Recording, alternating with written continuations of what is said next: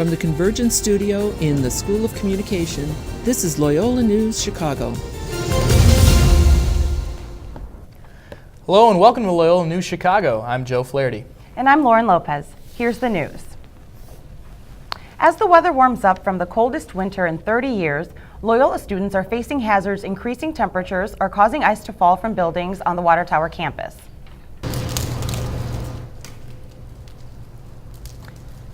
Sidewalks are covered with fallen ice from high-rise buildings on and near the campus. Large areas around the Clare on Pearson Street have been marked off with caution tape and signs. It's unclear if Chicago Police or Loyola Campus Safety set up the tape. Pedestrians are encouraged to avoid these areas since the falling ice can be dangerous. Some are concerned that the ice can hurt those who aren't paying attention. Yeah, it's kind of freaky. We've learned that I'm worried for the people who walk in like they have no idea that giant pieces of ice are falling from 30 stories high. So how do you? We've learned at least one person was hit in the face by ice falling from Lewis Towers. Pedestrians should avoid the areas blocked off with yellow tape. This winter in Chicago is officially the third snowiest on record, but the cold weather may be leaving us for good. Signs of spring are slowly starting to appear around the city. Northside residents are traveling outside without hats and gloves, but temperatures are near 50 degrees this week. Bike riders are dusting off their two-wheeled transportation for a springtime ride around town, but flooding and potholes serve as a reminder of the toll that this brutal winter has taken on the streets and sidewalks. The sudden warm-up is leading some Chicagoans to be cautiously optimistic. My decision for the earmuffs is that if it's below 45 degrees, it's still cold for me, and I still put on winter clothes.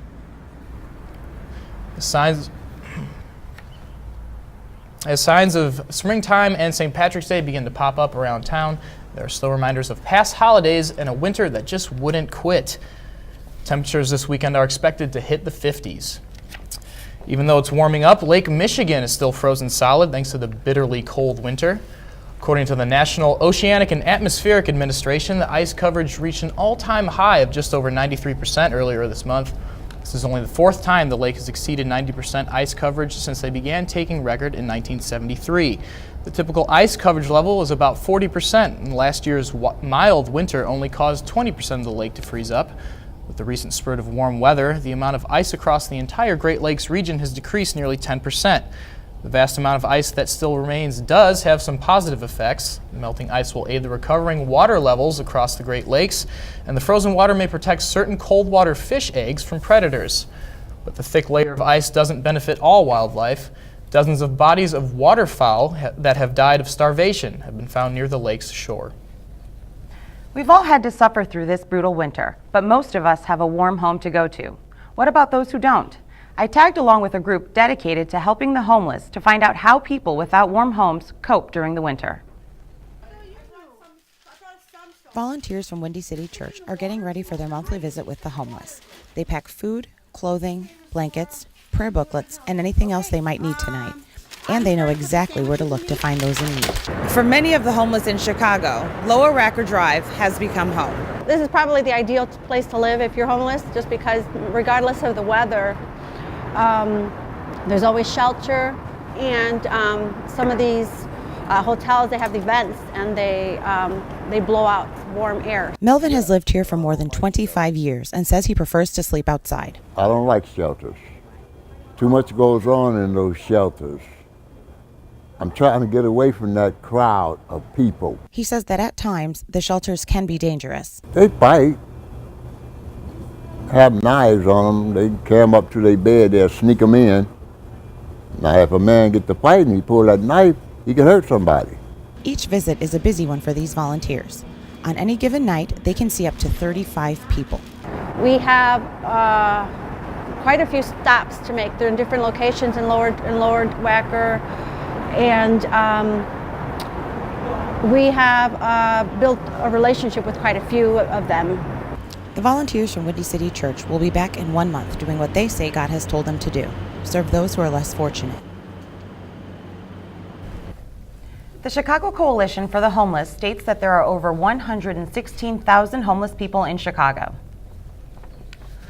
Loyola's law school dean will be the lead lawyer in handling the remaining cases in the John Burge scandal. David Yellen will lead the search to find remaining victims of ex-police commander John Burge. Burge was fired 20 years ago for beating and torturing innocent men into false confessions. Although many men have been released, there are still concerns that more Burge victims remain in prison. Loyola law students will assist Yellen with the cases. Chicago's business people hustle and bustle to achieve success. So how does Chicago rank among the top 50 hardest working cities in the United States?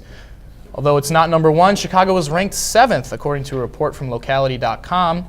The study looked at the average number of hours that local businesses worked. Data found that Chicagoans work an average of 61 hours a week, which is still above the national average. First on the list was New York, with an average of about 66 hours, followed by Las Vegas, Boston, and Los Angeles. Graduate students in the Quinlan School of Business were disappointed this week. Loyola was left off the list of top 100 MBA programs in the country, according to U.S. News and World Report. The University of Chicago led the way for Chicago area schools at number 4. Just below them at number 6 is Northwestern University. And DePaul and UIC both slipped in at 85 and 92.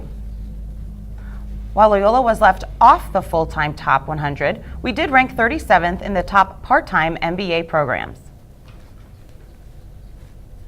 Incoming Loyola freshmen will continue taking the alcohol EDU and its sexual assault component, Haven. The Phoenix reports that Loyola recently made the decision to renew their 2-year contract with program owner EverFi. Alcohol EDU is an online substance awareness program. Haven, also online, focuses on overall sexual health and relationship violence. Smoking on campus has long been a point of contention here at Loyola. Ryan Cole caught up with people on both sides of the debate. Anyone walking on Loyola's Water Tower campus has no doubt noticed the large number of smokers congregating outside Corbury Law Center. But some people are wondering if Loyola should snuff out scenes like this. Loyola freshman Robbie Englert smokes roughly a pack a day. He says communal smoking areas build a sense of community and belonging for the student smokers on campus. I'll know everybody there and we say hi and have a little small talk, but I know them outside of just smoking too, and it's because I met them, when I was in those little communal areas. Englert even met his girlfriend when they exchanged small talk while smoking outside the Simpson Residence Hall. Illinois law prohibits smoking within 15 feet of an entrance to a school building. The Clean Indoor Air Ordinance has been law since 2008, but some people have suggested banning smoking altogether on the Lakeshore and Water Tower campuses. Englert says banning smoking altogether would upset student smokers, and he wouldn't be happy having to change his daily habit. I mean, as much as an inconvenience a smoking ban would be, I could just walk down the street, off campus, and smoke, and that's annoying. But if that's what I have to do, whatever. Sophomore James Stancliffe of the Loyola Democrats tells a different story. One that stresses the health risks that secondhand smoke can cause students. Smoking is one of the few things that you're allowed to do that directly, by using the product in the way you're supposed to, will damage the health of those around you. Smoking on campus has been a lobbying point for the Loyola Democrats for more than 6 months. They are continuing to push for a ban and informing students of the effects smoking can have on the mind and body. But Matt Lamb of the Student Republicans says smokers should have the choice to light up on campus, and a ban may cause safety and security risks for smokers. If you do a ban, you're going to force them off campus or somewhere not safe at night. The USGA would be the group to decide whether to put a smoking ban to student vote. The USGA has yet to take an official stance on the issue, but sources say discussions are still ongoing. 20 campuses across Illinois are already 100% smoke-free, including the U of I and UIC campuses. Loyola's debate team has a new rival, speech. Team captain Sonia Sherwani has been encouraging students to join the team since last year. The team practices every Monday and Wednesday evening as they prepare for next year's competition. Sherwani believes it's important to gain skills from competing in experimental events, in addition to the traditional ones. Improv and interviewing are also events, experimental events that we're going to compete in particular tournaments. And I think interviewing is actually a fundamental skill, and I think anyone would love to have some experience. Team members watch videos of national medal-winning speakers to prepare for tournaments. team is holding workshops this year so students can get the speech experience without having to join the team. Loyola's 8-member speech team is hoping to start competing in October against other Illinois colleges. The competitive speech season goes until April. Coming up on Loyola News, looking for a place downtown next semester? We've got the scoop on some pricey pads, complete with high-profile neighbors that are up for grabs. And the Loyola men's basketball team traveled to St. Louis to participate in the MVC Arch Madness tournament. And things got a little bit crazy for Loyola fans. Find out how the Ramblers fared in the tournament when we come back.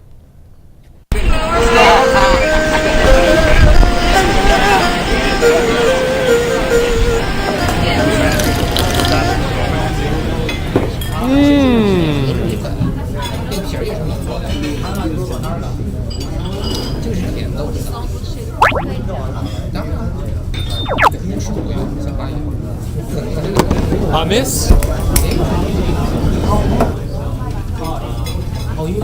多少钱一碗？一碗 just 一碗。我和你 I'll pay you money. I've got this money here. Please take the money, please. See?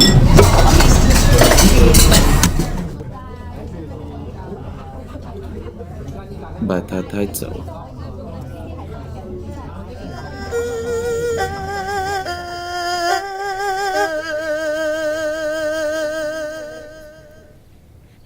Oh, the house lights are Bridget done. Sharon is standing by with sports, and she'll tell you why the Arch Madness tournament definitely lived up to its name. Bridget?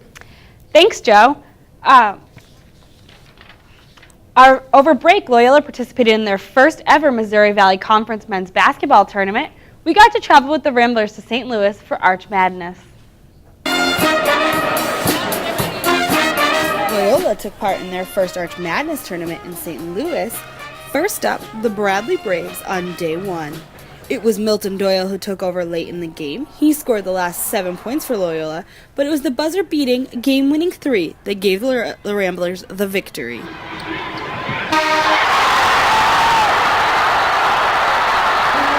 That was just a warm-up for Friday, which featured 4 games, including the first game for Clay Anthony Early and the top-seeded Wichita State Shockers.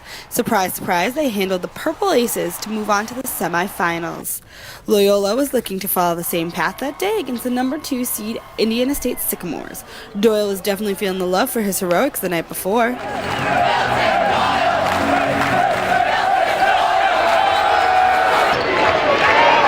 The Ramblers couldn't replicate the magic of the previous evening. They lost to the Sycamores 75-62. At least Lou Wolf had a good game.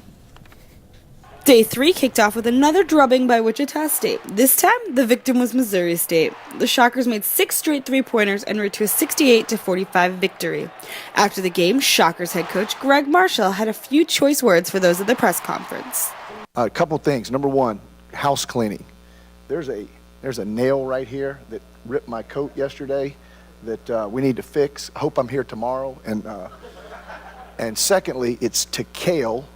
He's going to be on the cover of Sports Illustrated for the second time in 3 weeks. It's not Tequil, it's Tequil, like the vegetable, cotton. Thank you. Later that day, the shot clocks went out during the game between the Southern Illinois Salukis and the Indiana State Sycamores. The Salukis lost on a missed three-pointer to end the game. Never at a loss for words, Saluki coach Barry Hinson wasn't happy the shot clock went out. It is amazing to me that you're playing in a building that hosts the National Hockey League and you can't have a shot clock that works. That's not the Missouri Valley Conference's fault. That's not. It's the building's fault. But it didn't have an effect on the game. But the professionalism of that at this level, there's no excuse for that. None. So, sorry. I've had my ass eat out this year. You know what? Shot clock guys, you get your ass eat out today because that's not right. And it's not the Valley's fault. On Championship Sunday, David looked to take down Goliath. Indiana State versus Wichita State. Will the Sycamores put up a good fight? Early and Fred Van Vliet were determined to come home with the win.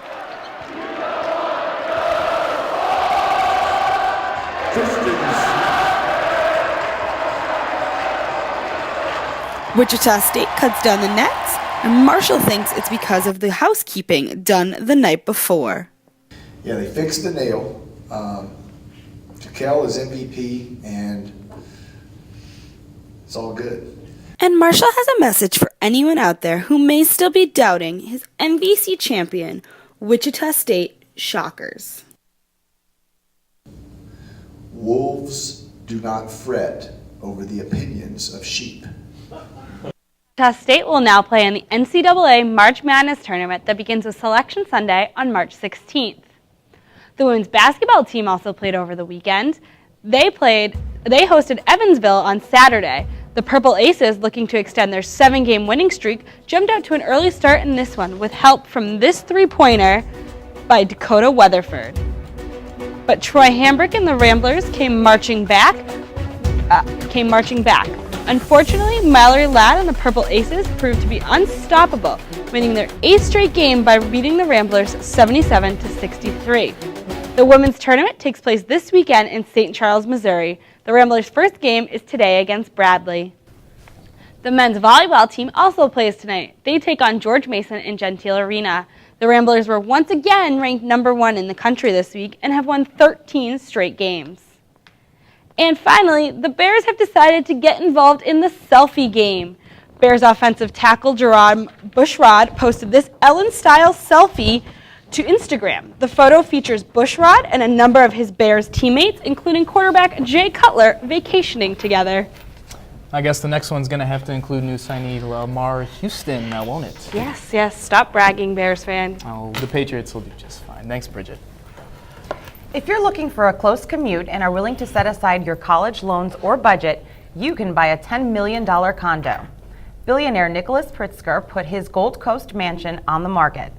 Brian Glazer, owner of the Tampa Bay Buccaneers, also sold his 3-bedroom penthouse in the Gold Coast to an anonymous buyer. And he or she will be in good company because gold medal winning figure skater Evan Lysacek is moving nearby. He paid almost $850,000 for a 2-bedroom, 1,600 square foot condo just off of North Michigan Avenue. Coming up, Chicago and New York have a long-lived rivalry, but Chicago took competition to a whole new level, leaving New Yorkers surprisingly satisfied. And in our Loyola News Extra, the river turns bright green every year, but who started it and why? G-morning, sunshine. Wakey, wakey. Text me. Are your parents home later? We can hang. LUV, love you. JK. Holla back. Holla back. Holla back. Are you with your friends? That's lame. We're in a huge fight right now. XO. What'd you dream about? Something I did. Are you on your way to the mall? I'm lonely. Nude pics. Send me some. Text me.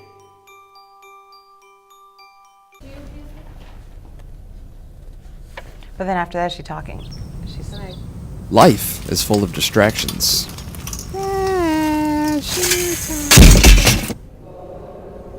Some are minor. Crash, look who it is. Others are more severe.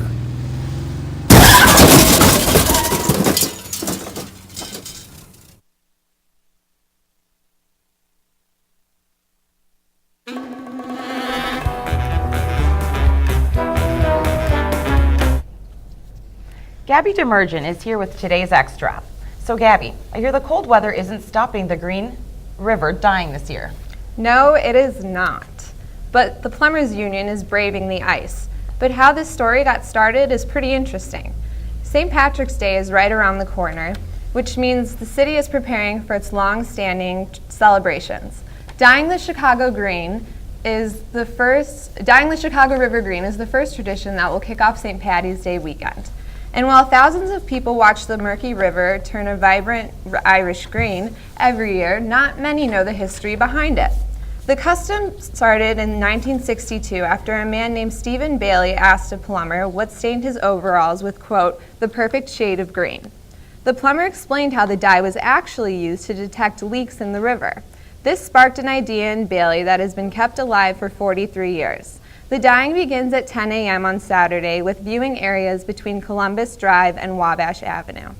The St. Patrick's Day Parade downtown is another holiday tribute that traditionally follows the river event. From colorful floats to roaring bagpipers, the parade begins Saturday at noon and will travel along Columbus Drive between Balbo and Monroe. Finally, the Southside Irish Parade will conclude the weekend's festivities. Although the first parade was in 1979, the event took off 2 years later when its current route was established. Since then, the Southside Irish Parade hosts around 15,000 marchers and attracts more than 250,000 spectators each year. Despite its 2-year hiatus after 2009, the parade returned in 2012 and is considered one of the largest community festivals outside of Dublin. The parade is on Sunday at noon and will run down Western Avenue from 103rd Street to 115th Street. So, are you excited for St. Patrick's Day?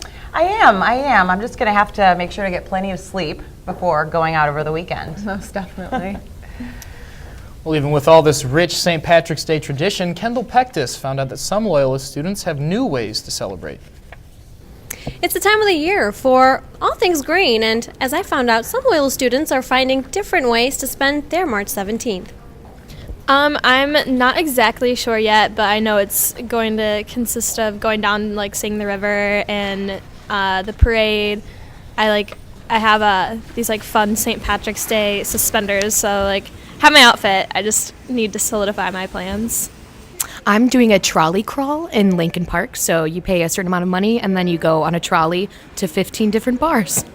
For this St. Patrick's Day, I'll probably be getting up, and not at 6:30, but I'll be going to get corned beef at a friend's house. Some friends of mine are getting up at 6:30 to start drinking, and I won't be joining them in that because I don't want to get up early for anything on the weekend.